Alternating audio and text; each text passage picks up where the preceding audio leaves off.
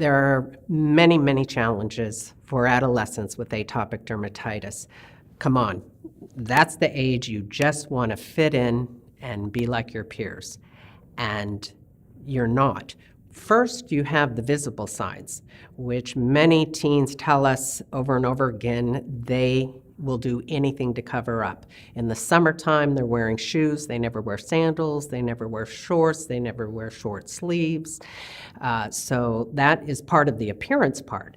Now, on the psychosocial aspect, many are unable to do the things that they love, play sports, be in the plays because the clothes and costumes or makeup itch. Do fun things with their friends, go out to eat. If they have food restrictions, it's limited.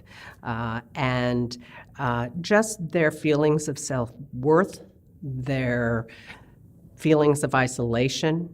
We know it's very well documented how much children with atopic dermatitis are bullied. So they feel quite isolated, and that has a snowball effect, obviously, on their overall well-being. Many children are homeschooled in their younger years. Some in high school wish they were homeschooled because they don't want to go. They may, with severe disease, you may miss a lot of school. So your academics are impacted, and you may not be able to keep up like you'd like. But I think for teens especially, the name of the game at that age is really, I just want to be normal, I want to fit in. And with moderate to severe disease, it's anything but normal.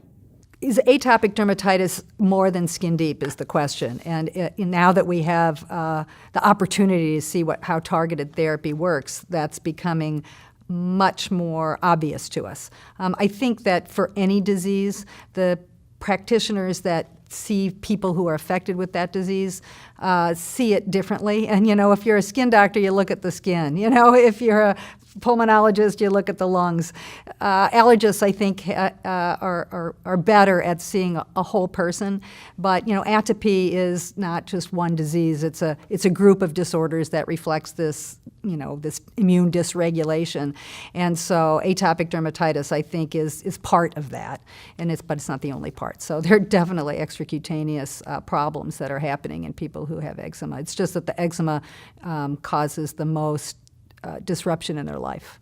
There can definitely be underlying inflammation without visible signs of the disease, without the flares and the redness. Science is telling us new information about the systemic inflammatory nature of atopic dermatitis. And we know from patients who tell us that they may not have visible flares, but they will be scratching crazy all night, all day. So you would suspect that would be inflammation under the skin.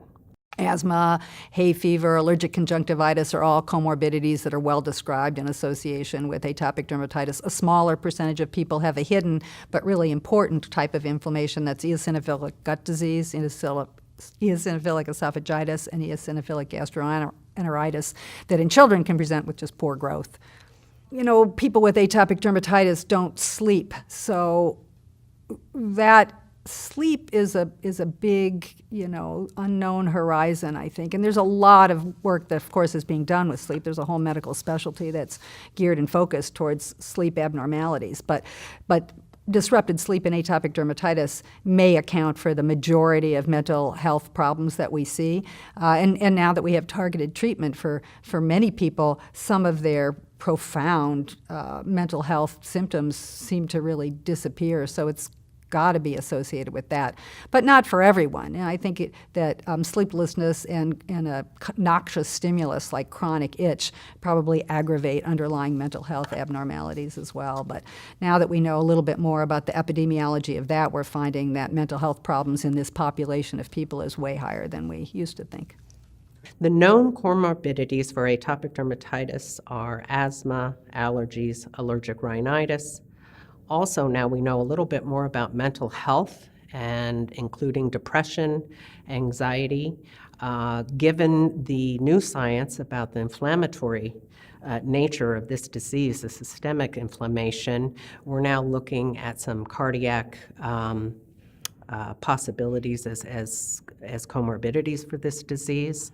I think for children, ADHD is also been associated with atopic dermatitis, and I think we're learning a lot more about the impact of sleep deprivation, which is behind itch, is the most bothersome symptom of the disease, that sleep deprivation can really affect, obviously, concentration and mood. And I think science and research is leading us to understand a lot more about how that impacts our health.